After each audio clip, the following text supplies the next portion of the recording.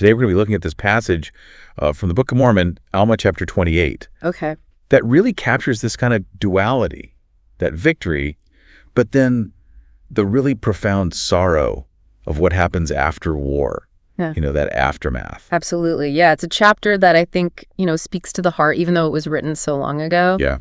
The verses, they paint this really vivid picture of people grappling with loss on just a massive scale. Right. You see it right away, like right in the description of the battle itself.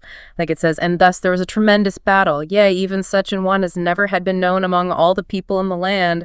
Yea, and tens of thousands of the Lamanites were slain and scattered abroad." Wow. Those opening lines, a tremendous battle, never had been known. I mean, it really sets the stage for the sheer scale of this conflict, doesn't it? For sure, it does. And even though the Nephites are the ones who won, verses 2 and 3 tell us that it was a victory, but it was definitely steeped in loss. Yeah. They suffered a tremendous slaughter themselves. Exactly. And that takes us right into the heart of this chapter, the emotional reality of what happens next. Mm-hmm. It goes on to say, verses 4 and 5, "And now this was a time that there was a great mourning and lamentation heard throughout all the land among all the people of Nephi, yea, the cry of widows mourning for their husbands, and also of fathers mourning for their sons, and the daughter for the brother, yea, the brother for the father. And thus the cry of mourning was heard among all of them, mourning for their kindred who had been slain." It's like you can almost hear that collective grief, right? Yeah. Echoing through the land, a testament to just how deeply this battle cut into the fabric of their society. Absolutely. It's so personal, too. Yeah. Widows, fathers, sons, daughters, brothers. It's not just a faceless mass of casualties. It's individual lives, families ripped apart. I wonder, how do you think this widespread grief might have impacted the Nephites' faith? Did it strengthen it? Did it challenge it? That's a really good question. And the text gives us some insight into that. Okay. As we move into verses 11 and 12, we see that, even in their shared grief, the Nephites had these different responses, and it seems to be rooted in their understanding of eternity. It says, "And the bodies of many thousands are laid low in the earth, while the bodies of many thousands are moldering in heaps upon the face of the earth.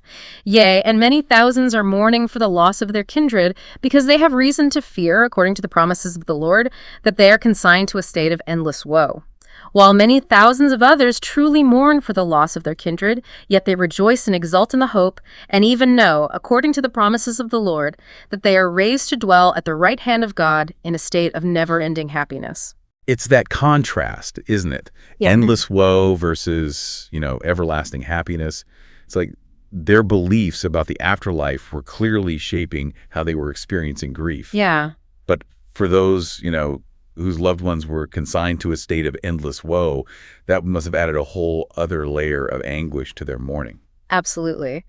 And this leads to a really crucial point in verse 13, where the text starts digging into the root of this division, Yeah. And thus we see how great the inequality of man is because of sin and transgression, and the power of the devil, which comes by the cunning plans which he has devised to ensnare the hearts of men.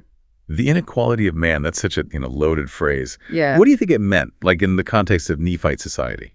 Well, it's important to keep in mind that the Nephites had a very complex social structure with, its own hierarchies and inequalities. And they believed that righteousness, or the lack of it, played a big part in determining one's place both in this life and the next. Okay. This verse seems to suggest that sin and transgression, influenced by the cunning plans of the adversary, contribute to the disparities we see among people.